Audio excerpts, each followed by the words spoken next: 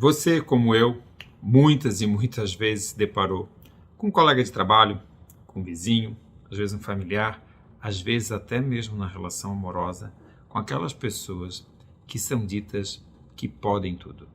Com aquelas pessoas onde as regras do convívio social são um pouco frouxas demais, vamos dizer assim, ou tolerantes demais.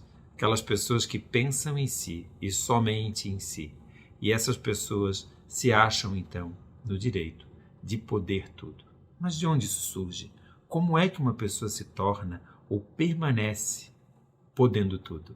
Bem, eu sou Dalmo Silveira de Souza, essa é a série A Divina Criança e hoje nós vamos falar dessa onipotência do pode tudo.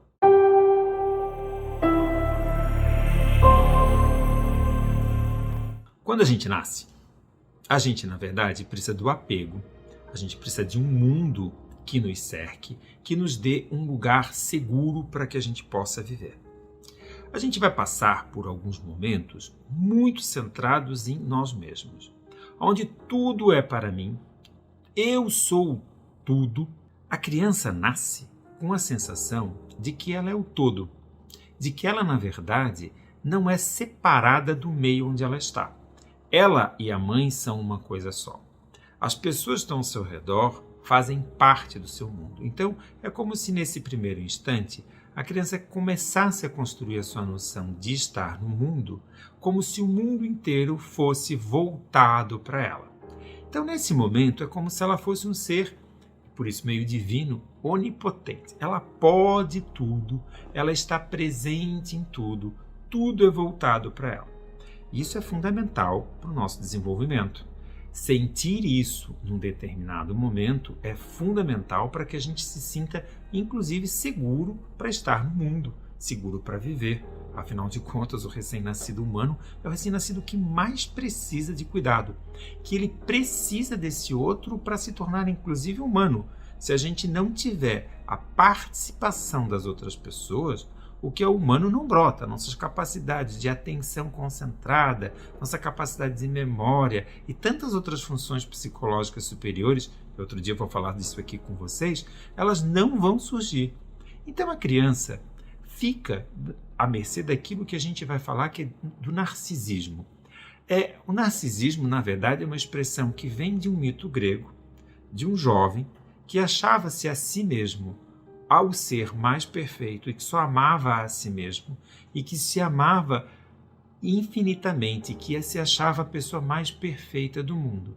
O mito eu não vou contar hoje para vocês, ele é um pouco mais do que esse jeito simplório que eu estou colocando aqui para vocês, mas o Narciso é aquele que morre olhando a si mesmo, que acaba sendo conduzido pelo seu próprio eu a si mesmo. Então essa noção, ela vem a partir disso para a psicologia como um jeito narcisista. O que significa isso? É aquele ser que pensa apenas em si.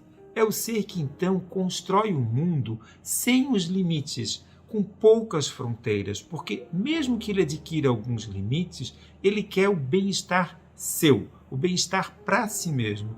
Então ele pode requebrar as regras, redefini-las, ele pode torcer a realidade a partir daquilo que lhe der bel prazer, aquilo que dá o prazer a si mesmo. Então o narcisista, esse pode tudo, esse ser centrado em si, veja, ele não é um psicopata, ele não é uma pessoa que ele é um doente, ele apenas desenvolve um jeito de estar no mundo em que tudo é para ele. Então ele pode transcender essas regras ao seu bel prazer, como eu vou falando, do jeito que ele acha que é melhor.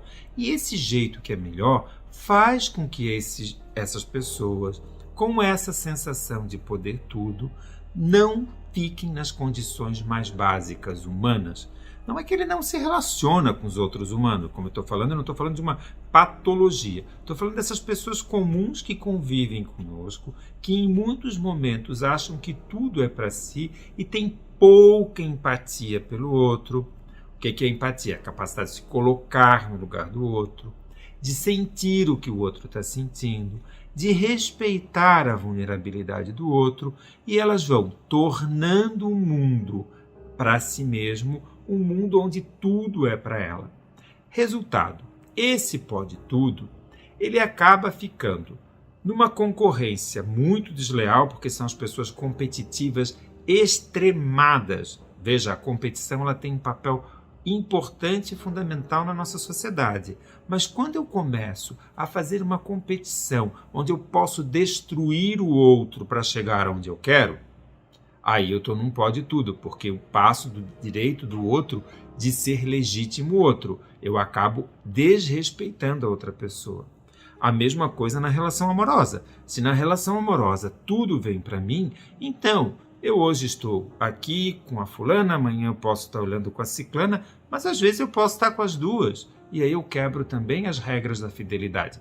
Sobre esse tema da fidelidade, a gente tem lá na Jornada Mitológica, bem legal para você assistir, que é o tema da Hera. Mas isso você vai assistir outro momento lá no episódio da Jornada Mitológica. Voltando, a gente acaba perdendo essa noção do respeito ao outro, porque eu só penso em mim. Então é um ser que se torna muito onipotente, muito dono, como se ele fosse uma criança, dono do seu próprio mundo. Agora, nada de ficar por aí olhando essas pessoas como seres do mal. Sim, quando a gente está numa relação, seja de trabalho, seja de amizade, seja relação amorosa, e a gente sofre esse lugar onde a pessoa desrespeitou a regra, dói muito. A gente se sente machucado e a gente se sente ferido pela atitude do outro. Contudo, nada de sair julgando que as pessoas que fazem isso são seres do mal, são seres maquiavélicos, são seres que fazem sofrer por sofrer. Não. Quando uma pessoa desenvolve essas características, ela está mais expressando algo que ficou lá na infância tão machucado, tão doloroso, tão dentro dela mal organizado, que ela sai para o mundo ferindo e ferindo e ferindo. Tá, não. Então devo perdoar sempre, devo compreender e devo me tornar uma pessoa benevolente com essa conduta? Não. Olhar para isso é poder dar limite, e o limite começa quando a gente conhece mais de si mesmo e não deixa o outro passar o limite do bom senso, o limite daquilo que é permitido. Porque senão, depois eu tenho que consertar, ir em busca das consequências quando eu estou diante de uma pessoa que manipula, uma pessoa que faz tudo a seu bel prazer. Então, vamos cuidar um pouquinho desse pode tudo, dessas pessoas que têm essas características tão abruptas, e a gente possa ser um pouco mais amoroso, e amoroso aqui é no sentido de não é deixar fazer tudo, mas é logo que a gente identifique esse comportamento, poder reendereçar, dizer, ei, comigo não, isso é um problema seu, isso é mais um trauma seu que você neuroticamente está repetindo do que uma coisa comigo, que uma coisa que eu estou permitindo. Faz sentido? Chegou a hora do joinha, chegou a hora de ativar o sino para você também ficar diante desse episódio da Divina Criança, dessa série, para que você receba as informações.